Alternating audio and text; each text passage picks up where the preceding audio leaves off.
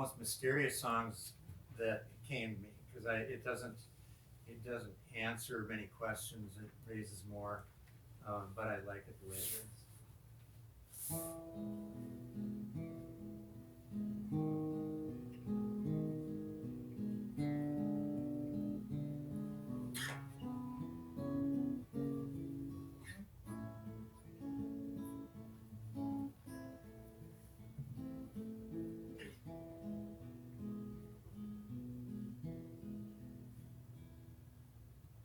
I pick up sticks down by the dam. I think of you and it does me good, even though I don't know who you are.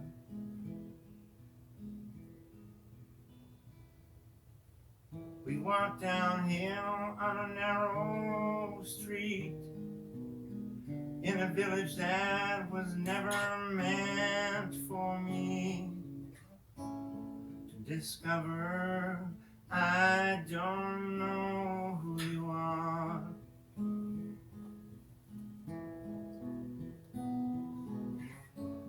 I saw you laughing at the county fair. Across the field, all your friends were there. Why are you still here with me, when for you I was never there? I hear your voice out in the hall. The door's wide open, you're not there at all. And now I wonder, were you ever... And a scone when the cops arrested Madison. I watched from across the room as a broad-shouldered woman wearing a white shirt and silver badge stepped up to our table. Two officers approached on either side. An argument ensued. The roar of the crowd and baristas shouting orders made it impossible to hear the conversation. The big woman jerked her off the stool, cuffed her, and dragged her curbside. Madison glanced over at me, eyes forlorn. Customers in the pack shop booed. I pushed my way onto the street, but by the time I got there, they had shoved her into the back seat of a waiting cruiser. When I looked through the window, her hands were still fastened behind her. Tears streaked her cheeks. She mouthed the words, "Willie, I'm so sorry." "Madison," I shouted, "I've got to see you again." Her eyes brightened. "The note." I tapped my pocket. The mysterious note she had given me minutes before her arrest was still there. The bulky female officer pushed me away from the window. "Stay back or be arrested," she said, a sneer plastered on her face. Then she slid into the driver's seat.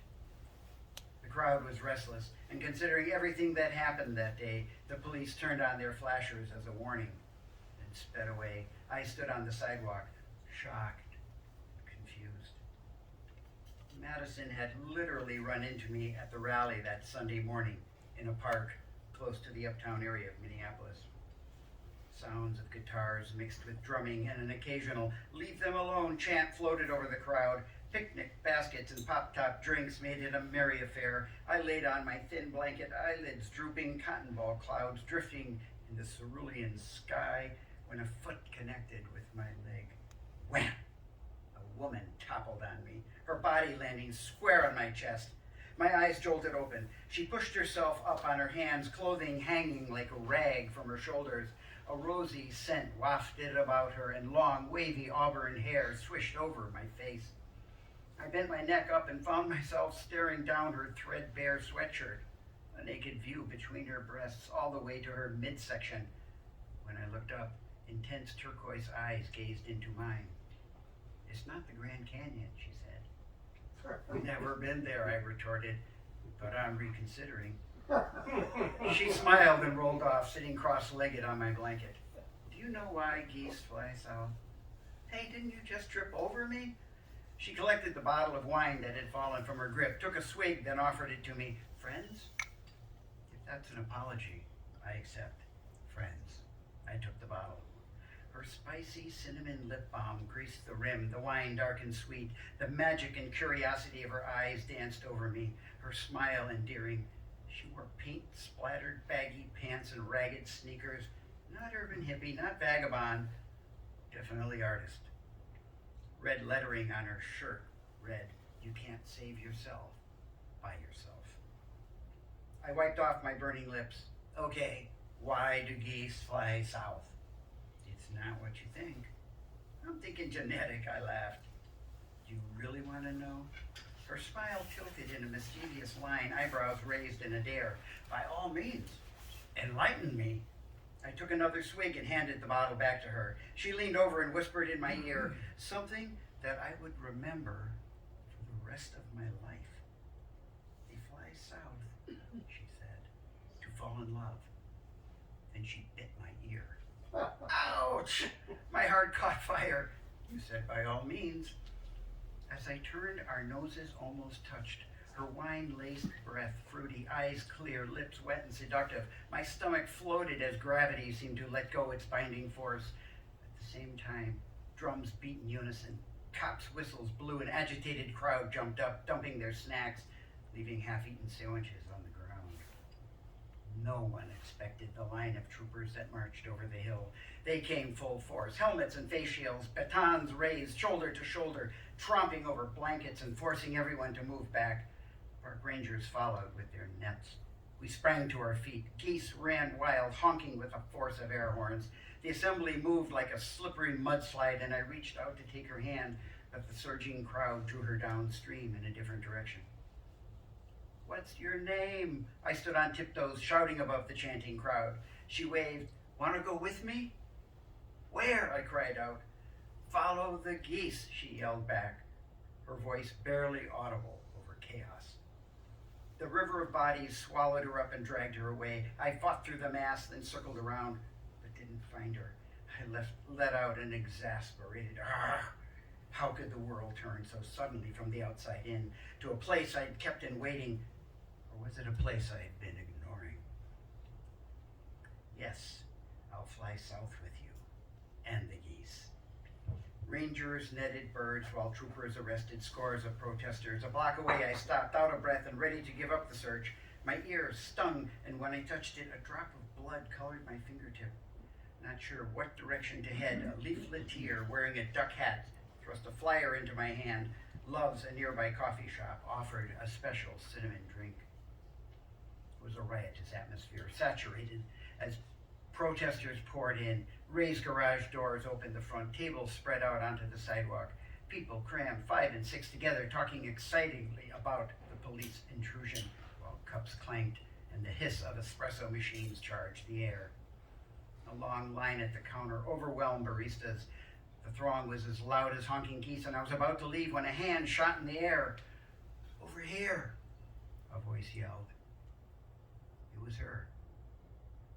She sat at a table against the wall, just inside the garage door. From her paint-splattered outfit and long legs to the holes in her sneakers, everything about her fascinated me. My heart thumped as she pulled her bag off an empty stool. You know, I almost had to kill someone saving that seat, she said. I was afraid you wouldn't come. She flipped dangling wavy hair over her shoulder and slid a cup in my direction.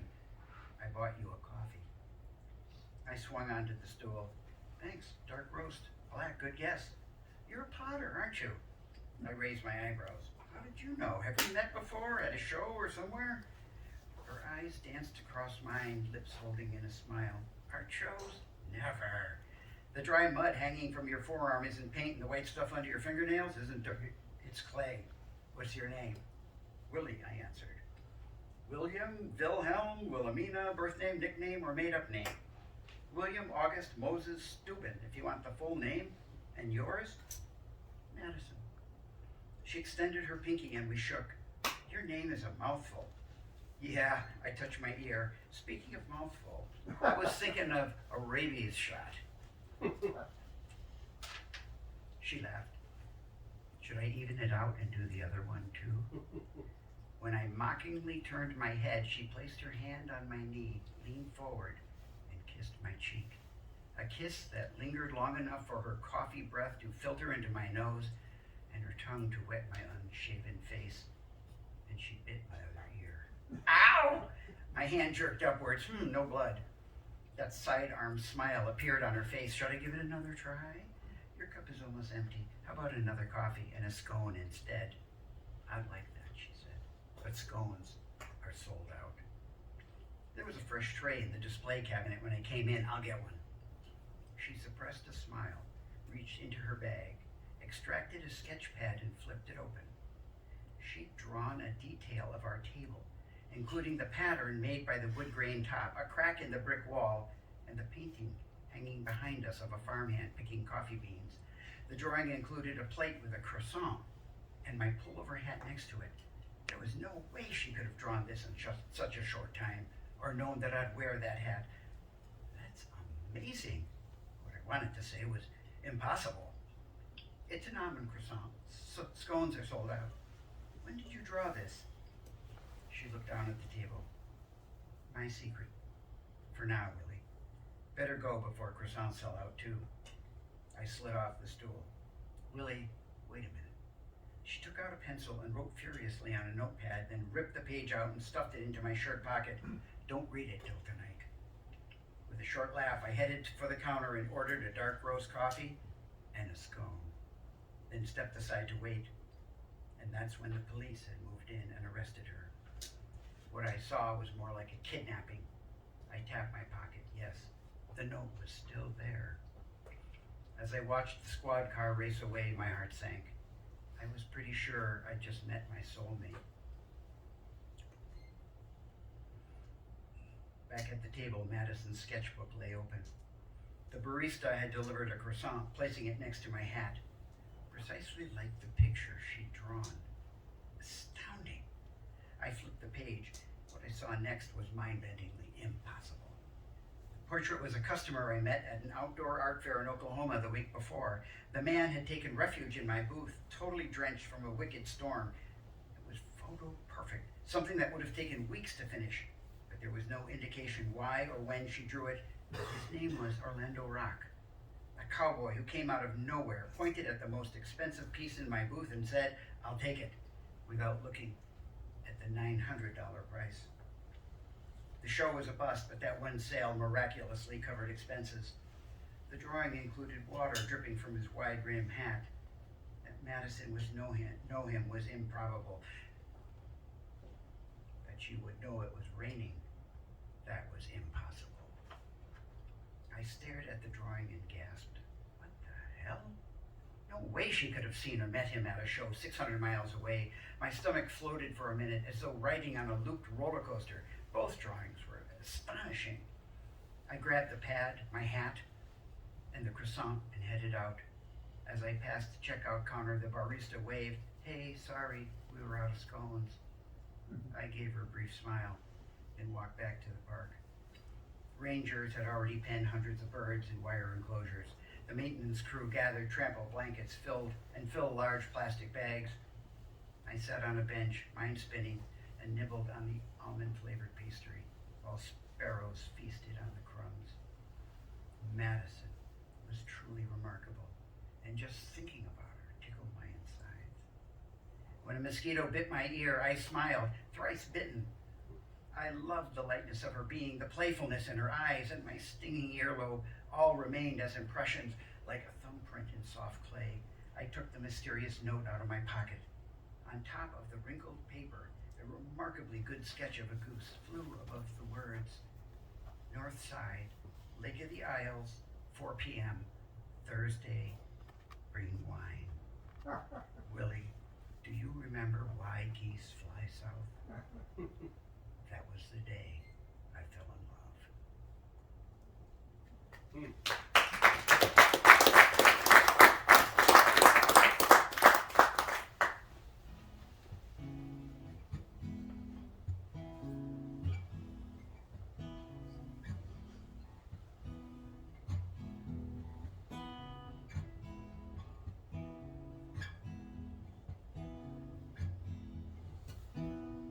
You walked into the room, I caught my breath.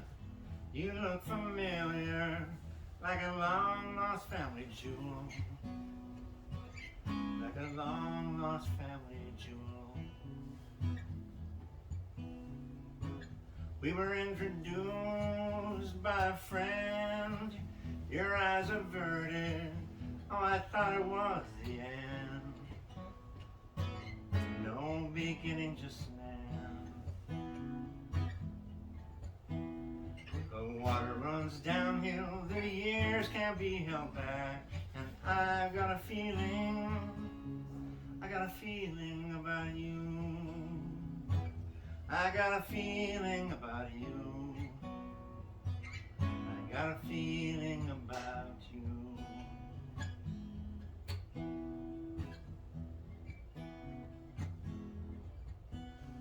You stopped me in the hall, said you liked the music. After that our eyes met more often. At the end of the night we talked. Your words are still ringing in my ears. Sometimes I close my eyes and I can't see a face. It would drive me to distraction, but your words are shiny coins of light, singing while they pile up round my heart. Water runs downhill, the years can't be held back. And I got a feeling about you. I got a feeling about you. I got a feeling about you.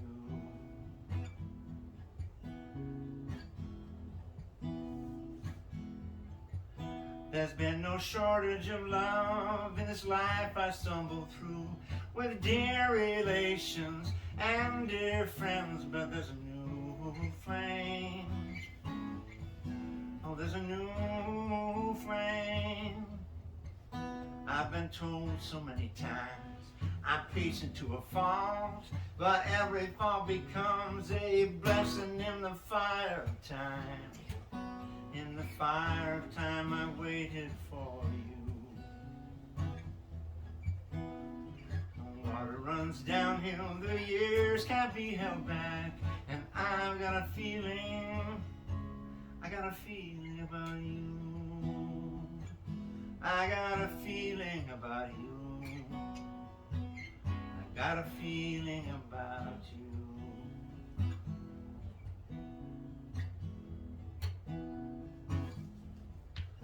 Well, I lie awake at night because we haven't spoken. I lie awake at night because of the things we've said. I guess this life just wants me to wake up. If I didn't reach for you, what would this life be? That is the question, dancing on my lips like wine. Dancing on my lips like wine. The water runs downhill, the years can't be held back. And I got a feeling about you. I got a feeling about you. I got a feeling about you.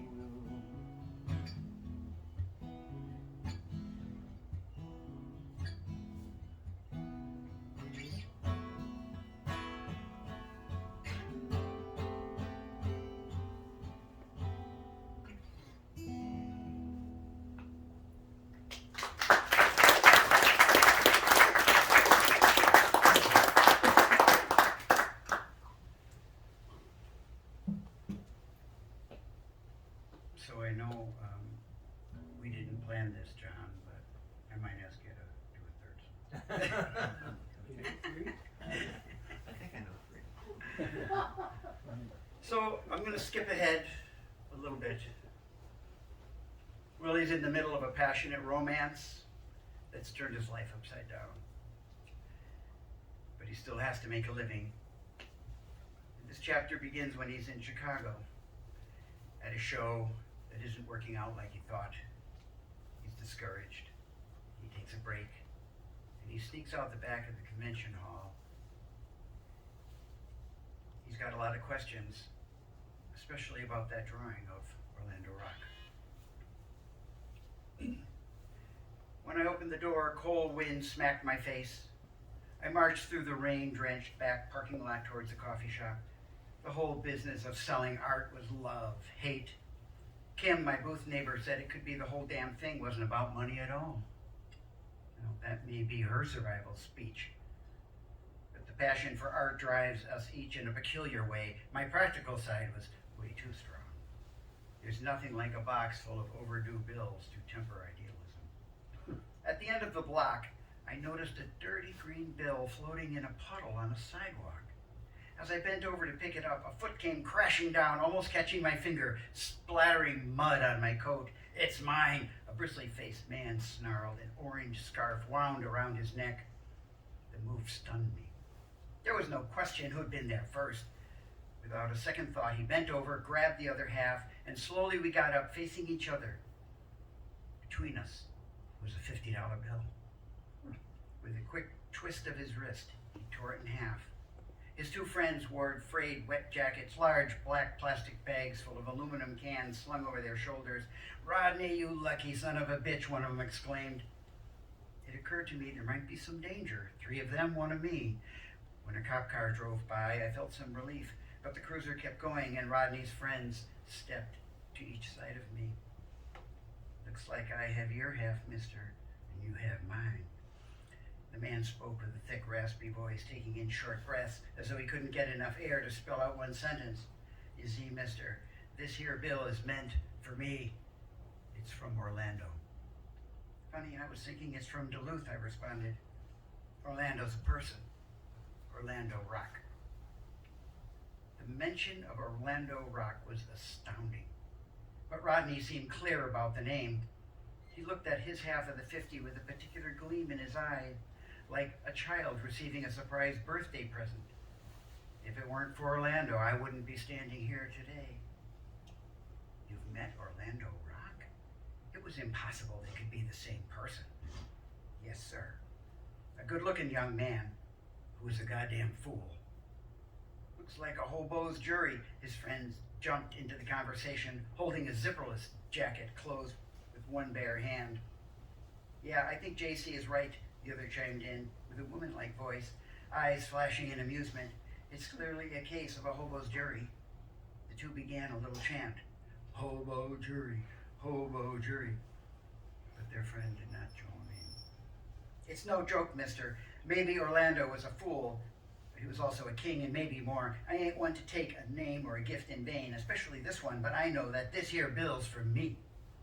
This isn't just a case of maybe, or me trying to get something from you. This is an actual case of the divine, of something you know is true, and when that happens, you know it, mister, you know it for sure. I mean, you can go your way and I can go mine and no one gets anything. But I think you'll find it's not supposed to turn out that way. No, sir." "A king?" I was astounded. It was too cold and miserable for a long, ridiculous argument. "Are you drunk?" "Maybe," Rodney answered, obviously suffering from the weather. "This man's telling the truth, mister. This here bill comes from Orlando," said one of his friends. I noticed the cop car parked up the street, which made me feel safer. My breath puffed out a cloud of steamed air as I paused for a moment to contain myself. "Let's be reasonable, guys. We can split this and be done with it." "Listen," the one called JC talked. "It's a hobo's jury. Rodney tells us why the 50 is his, then you give us your story, we all vote, and whoever gets all the votes gets all the money. It's got to be unanimous. No one gets a thing if we don't all agree. I think once you hear about Orlando and know how this bill is from him, you'll see he's telling the truth. Everyone is judge and jury, and we'll get this thing settled." I was fascinated about how he knew Orlando Rock, and the proposition was the most interesting thing that happened all day. So we each tell our stories, everyone agrees on which one is better, and the winner gets all. Unanimous, right? "You got it, mister. No splits." A passing city bus roared through a puddle, blasting us with freezing rain. "Okay, there's a coffee shop up the street. Let's do our storytelling up there." But I'm not buying for everybody. I wasn't about to pay for 2 coffees or 3 or 4 coffees and listen to some diatribe. A confident Rodney pulled a few bills out of his pocket. It's my life savings, but I'll treat. A city block later, we found a coffee house with a fireplace in the center. The smell of roasting beans filled the air and make me a palate. An old John Hurt tune played in the background. The young woman with long black braided hair served us. My three acquaintances eyed her unselfconsciously. She eyed them back suspiciously. True to his word, Rodney bought 2 large roast coffees, mine with a touch of rich cream, the other shared between the 3 of them. Except for a window table, the place was full, and Rodney faced me with his friends on each side. It was getting dark, ending the kind of cold, gray day that one likes to forget about. You see, mister, that's the whole damn thing, Rodney began. No one knows who Orlando is or why he came around that night a little over 5 months ago. It's a damn cold night. A bunch of us had accommodations, well, so to speak, in the old Sandusky warehouse. The night janitor would leave the back door open, and about 5 or 6 of us homeless types would scurry down to the basement. It was dark but warm, the steam pipes running everywhere. We'd sleep on broken down cardboard boxes, using our coats as blankets. In the morning, we'd stash our beds in an empty storage locker. No one would be the wiser about half a dozen of us sleeping there the night before. Except one night I got back too late. The night janitor finished up around midnight. He'd gone home. The front entrance security guard checked out early, leaving the building locked tight. A big storm brewed. The temps went well below 0. It turned out to be a blizzard. Rodney stuck his half of the torn 50 into his shirt pocket and picked out a half-smoked cigarette. One of his compatriots produced a light, and he took a long drag. A heavy, sleety rain rapped on the window next to us. The street deserted. I stuck my half of the 50 under my coffee cup, and Rodney continued. Anyway, this storm rolled in. It was so damn cold my face numbed. I screamed and pounded, but it did no good. No one would hear.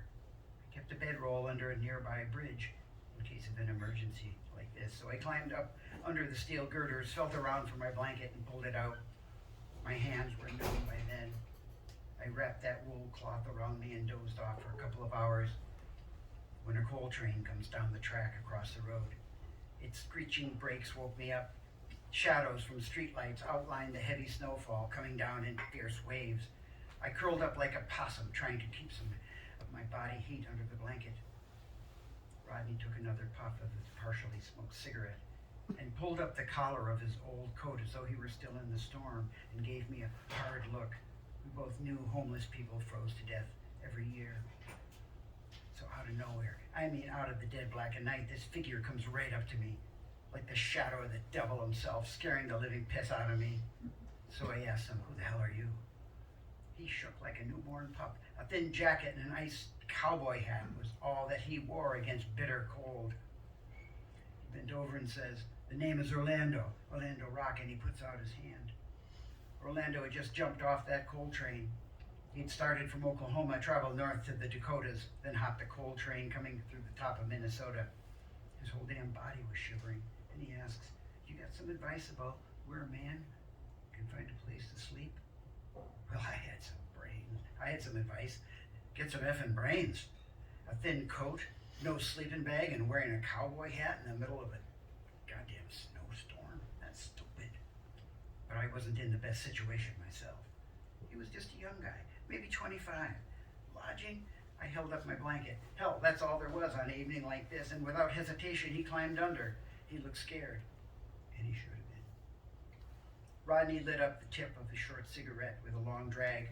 I thought about the Orlando I met. Certainly different people, but odd that they would have the same name. You see, the thing about freezing to death is that it sneaks up on you. Imagine 1,000 needles pricking your flesh at the same time. It wears you down. My mind started playing tricks, giving way to the drowsy feeling, same as the beginning of a cheap high, and Orlando's lips are purple, and he says his eyes feel like someone has thrown sand in them, and that's a bad, bad sign. The body sounds the alarm, but the brain's not ready to accept the facts. When freezing cold feels warm, the brain's playing tricks. And maybe that's a bit of mercy from Mother Nature, who figures they're going to freeze to death under a bridge in a Chicago suburb. Rodney took a long drag on the dwindling butt and let out an equally long trail of smoke. The waitress with the braided hair came over. "There's no smoking here, sir." She pointed at a sign by the door, and Rodney put it out with his fingers, eyeing her as she swayed back to the counter, then continued his story. "So the snow's blowing something really fierce," he continued. "You can't see 10 feet in front of you. The wind makes a strange howling noise, and the girders creak as the occasional truck passes above. I was scared for both of us. Orlando was about to pass out on me, so I grab his hand and start rubbing it. His fingers are so cold I was glad I couldn't see them. I rubbed them until I felt some warmth, and then I rubbed his arms down. The poor fool just leaned against me and said nothing. For hours I tried to keep him warm. I made him wiggle his toes and stomp his feet, but he got less and less responsive. He never complained once. I worked him until I was sweating. Well, after a while I couldn't fight my exhaustion. I felt some kind of warmth as I drifted off and wondered how in hell 2 men, freezing to death, could give off heat. Next thing I know, the 5 a.m. freight blows its horn, waking me. I wiped crusted ice from my eyelids. An array of sunlight makes the new snowfall look like fresh whipped cream over everything. Orlando's head is on my shoulder. It amazed me to be alive. "Come on, Orlando," I gave him a poke. "Let's see if that warehouse door is open." But Orlando isn't moving. He isn't breathing either. In fact, Orlando's dead. And I've seen dead, mister. On the streets and in Nam plenty. This guy is stone cold dead. But there's something peaceful about his face that I envied. If it was a hard death, he didn't show it. Somehow I had made it through that night, and the poor bastard, he froze to death.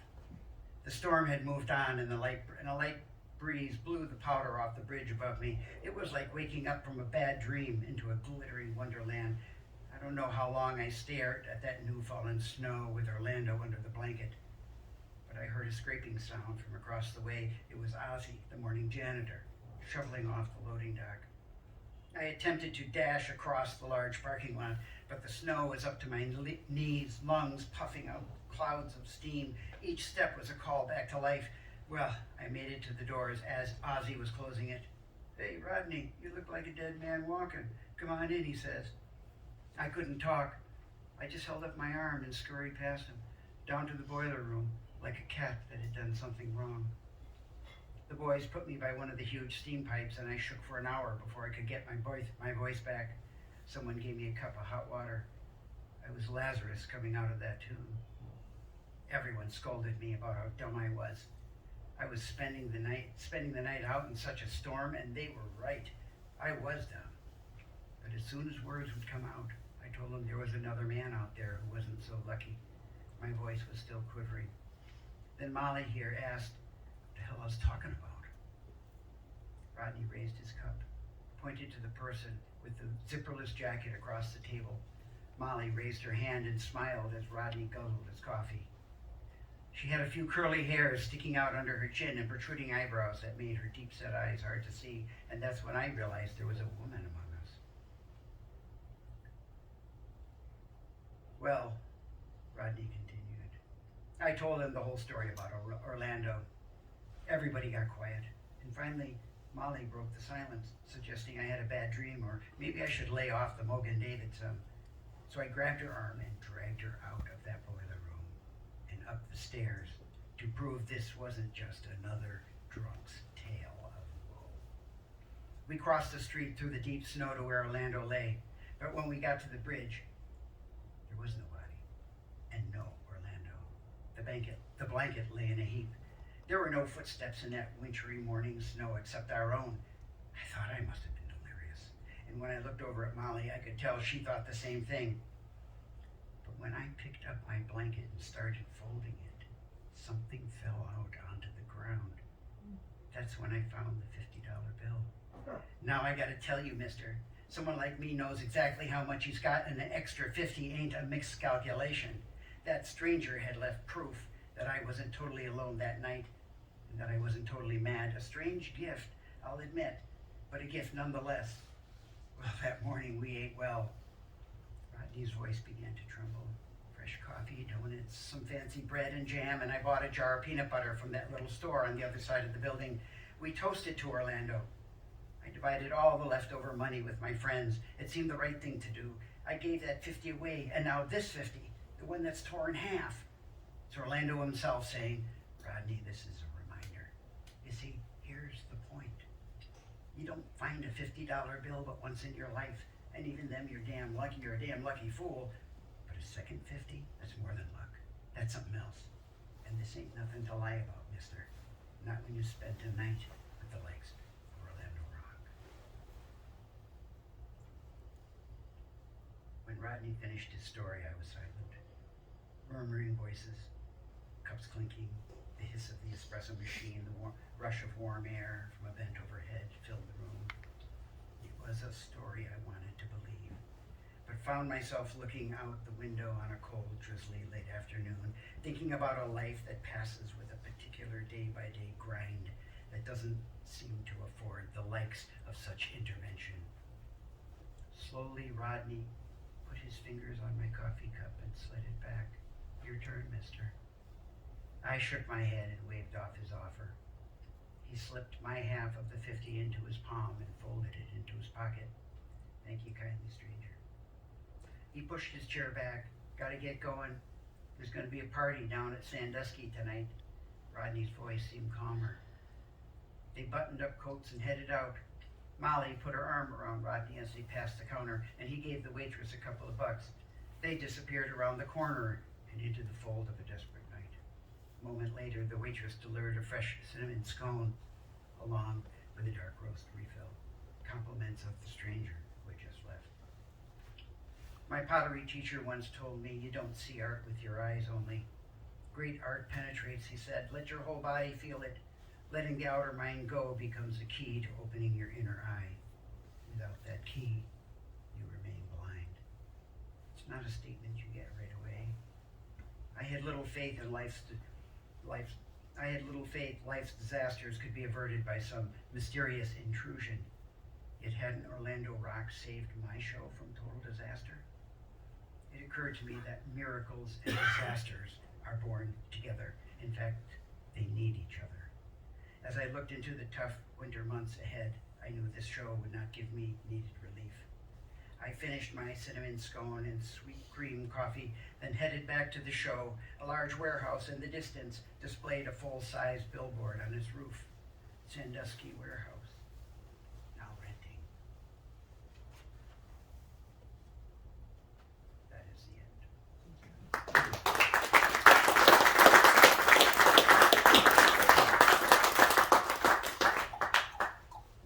You have something you can pluck out of that guitar here? Any thoughts? No pressure.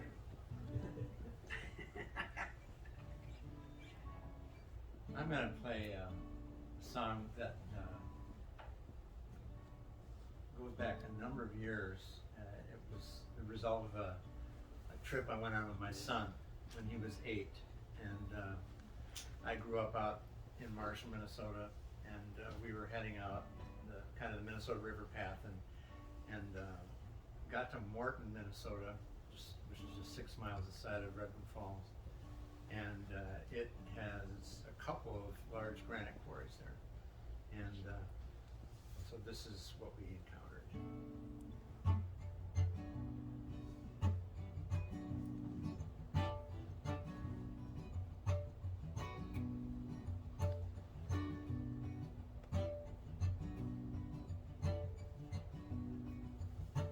We went up to the hill that hides behind the school.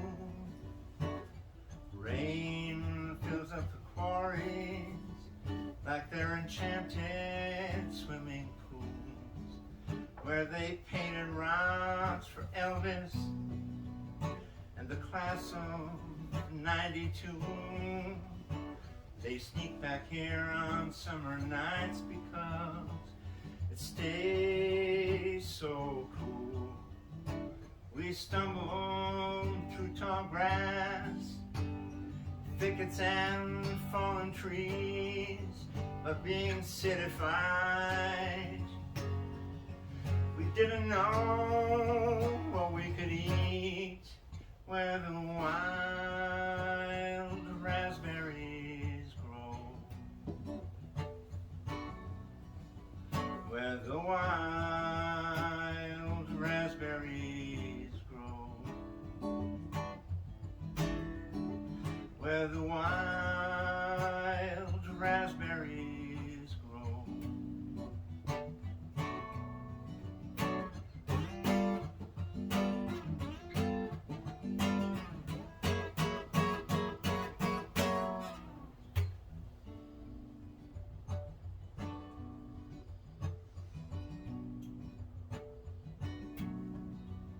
Now I've never gone wrong on an unmarked path. I've never been done in by any questions that I've asked.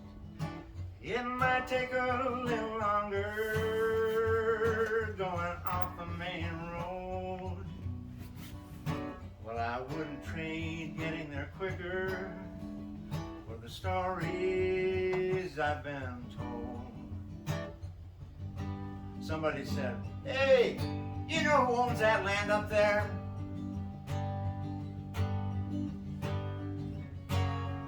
What does that mean? Unless you live forever like the wild raspberries do. Like the wild raspberries do. Like the wild raspberries do.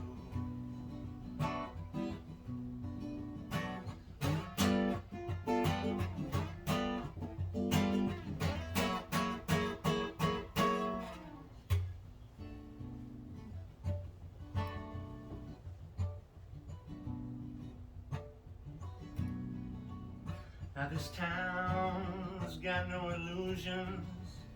Last year the school was closed. The storefronts are dark and empty, and the playground is overgrown. But you can still hear the voices of the kids playing ball at the end of the street. We parked under this tree. My son was sleepy from the heat. We're still hours from South Dakota. He wakes up, I say it's time to go. All he wants to know is when are we coming back to where the wild raspberries grow. Where the wild raspberries grow. Where the wild raspberries grow.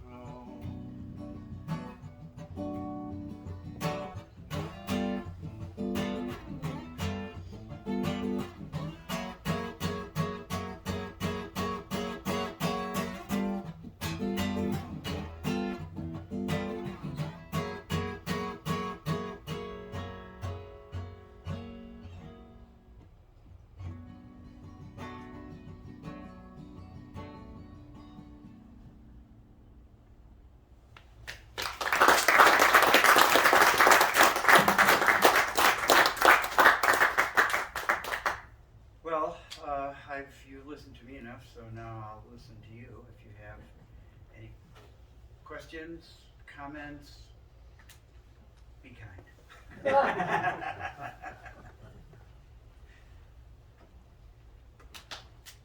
I'd like to, by the way, thank John here, Seymour, for kind of adding a little spice and harmony to this talk.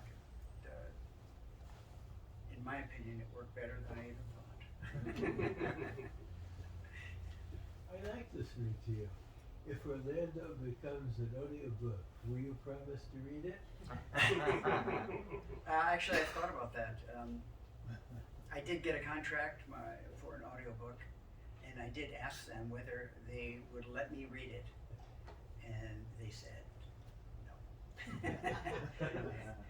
Yeah, apparently they want like practiced readers to, but I'm sure that I could. Do it yourself. Yeah, I'm sure I could do that. In fact, we have an audio person here someplace. Where's Ken? He's the guy who could do it. Okay, well, yeah, thanks for saying that. I also read to my wife in bed, and I can put her to sleep in about 5 minutes. I guess it works. I've been poking at her. Oh. Yeah, Jim. So what was the birth of Orlando Rock? Where did it spring from? What was the genesis? Ooh. Yeah, like I said, I started 15 years ago, and I think it was very autobiographical. They say your first novel's autobiographical. Well, you're right. And actually, there was something that happened in that 15 years that changed my life, which was a cranial aneurysm that brought me as close to death as anyone could get, which raises a few questions about the line between this reality, solid, or what we think is solid, and this other world that we suspect is around us. We can't quite touch, we can't prove, we hope is there, and that kind of was where it started, about Willie's journey and his skepticism, and how many times he had to be knocked on the head before something finally began to take hold in a way that you could not imagine. By the way, you would not be able to guess the ending to this story. By the way, that's a teaser. So That's that's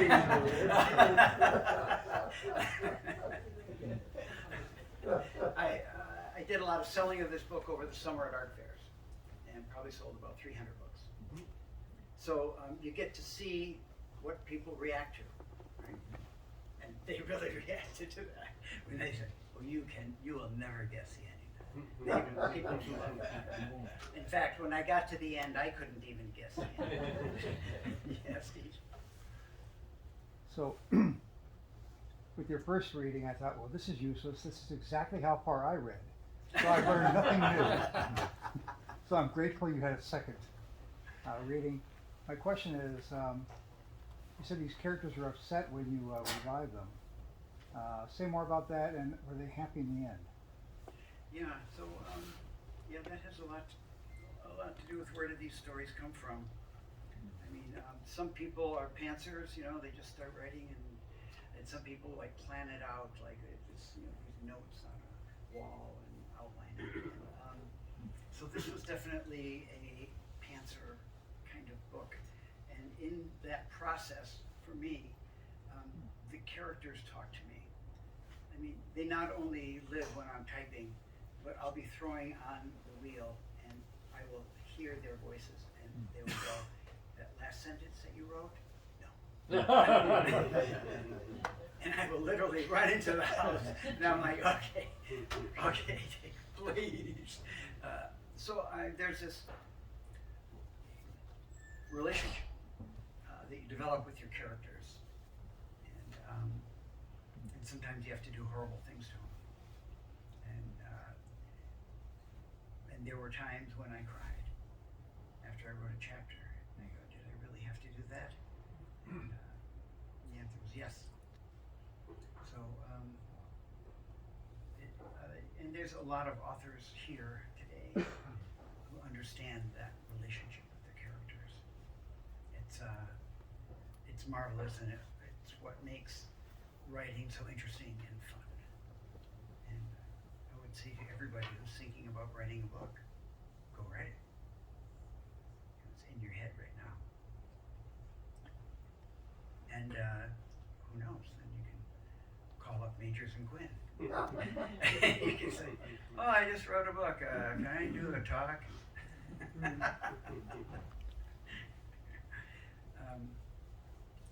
Yeah, Richard. I was angry at the author when one of the main characters' life came to an end. A person that I had. No spoilers. That's all I'll say. He's only kidding. Yeah, you know, I mean, so here's another selling point right here. There's a lot of twists that you don't expect. You know, as you're writing the story, you're thinking, oh, this has happened, and then that leads to this, and this leads to that. But all of a sudden, there is this twist, just like our lives, you know. Just like when I woke up this morning and saw it snowing, and this prayer came into my brain. God grant me the serenity to accept the things I cannot change. And I was a little bit disappointed about snowing.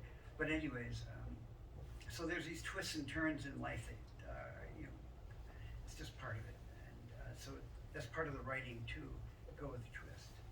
Go with the twist. And don't be afraid to kill your darlings. It's a kind of a trope, I guess, you know. But you do have to sometimes let them go. And there were many chapters, really great chapters, that I had to leave behind. So, and it's just because the story comes first. The story comes first. Hey, Dave, I didn't see you come in. That was late. Should I read it again? I wouldn't do that to you. Or to anybody else. Okay, you got me on a roll here. If you got a lighthearted question. I thought I would. Well, this one. Are there any other questions? Nothing burning. Cynthia, questions? No, I've had a lot of questions and gotten a lot of answers. Okay, we're gonna end it. Okay, so Thank you for coming. He doesn't really want me to say anything. Jeez, I had a gag order too. Is my face red enough here? I just want to tell you some of my influences were. My father told wonderful stories at the kitchen table. And sometimes we would laugh so hard that nobody could continue eating. He was just that kind of storyteller. You know, when he started, it's like, I don't think we want to hear this, Dad. 10 minutes later, we would be rolling on the floor. He was unbelievable. And so he was an inspiration. And about last week, I came across a book that my grandfather wrote. It's a poetry book. I mean, it could be all Lutheran hymns. That's what they sound like. But the opening lines to his book says, "Please forgive me for all the mistakes I've made." I should put that in the forward to my book. So he was a very big influence. There's a number of men from my men's meeting here, and you guys were a tremendous influence on me. I couldn't be standing here, you know, without you. And there's been some great writers. William Saroyan, who wrote The Human Comedy in such simple language in the voice of a boy who delivers mail during World War II. He wants to go fight, but he's too young, and he delivers mail to all these moms who are trying to bring up families, and their husbands are fighting on the front, and the letters are they are the true story of war, and the letters get more personal, and then it comes down to letters that tell families and wives that their husbands have died, that their sons have been killed.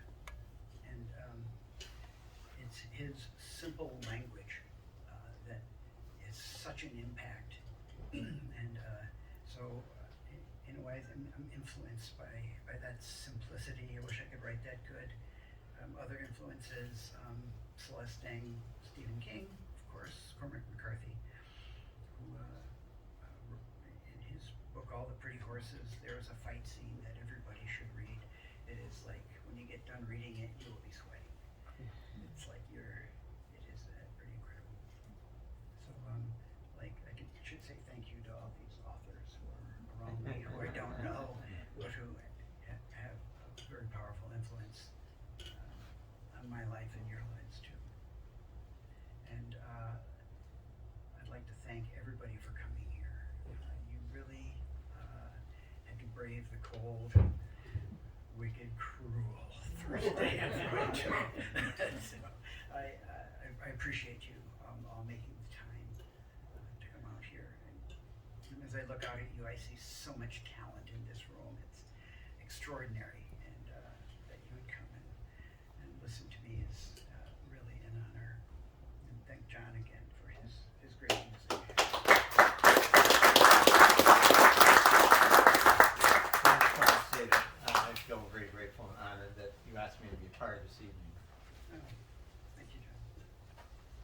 So now the last sales pitch of the evening. There we have a small gallery of pots that is on shelf over there. All of that is for sale. We no longer take crypto. I understand this. Run into some troubles lately. But Go right in and bring a wheelbarrow online. and I also have some books over there if you want to buy some. I'll sign. Or if you brought your books that you already bought, I'll still sign. So thank you very much for coming.